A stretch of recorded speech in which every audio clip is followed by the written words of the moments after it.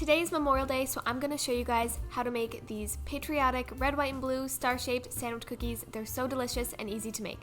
So to start, we're going to cream together the butter and the sugar.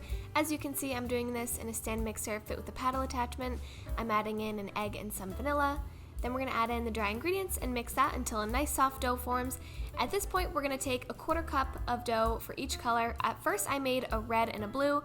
And then last minute, you'll see later on, I decided to make a white, which I used white food dye, which is kind of shocking to some people because I didn't know it existed about a year ago either, but it comes in handy. So go ahead, if you want to just stick with some blue and red dough, you can do that and not use the white dough. We're going to roll out the uncolored dough really thin, about 1/8 of an inch. We want these cookies to be a little bit thinner since they're going to be sandwiched together.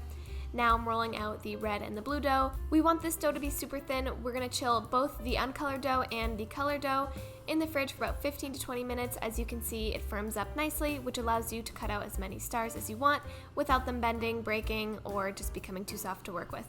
So cut out as many stars as you can. As you can see, my white dough came out so nice, and now you just place them on top of the uncolored dough.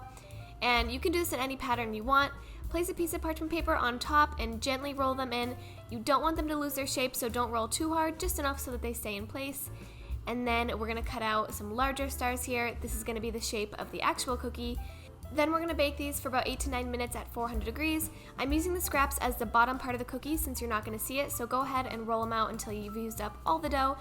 And now I'm using a vanilla buttercream as the filling and just piping that on the bottom side of one of the cookies and placing another on top. Repeat this process for each and every one. As always, the full recipe is on my website, thesqueakymixer.com. That's where you can find the cookie recipe, the buttercream, all that good stuff. So I hope that you guys enjoy this recipe, and happy Memorial Day, and thank you to everyone who served.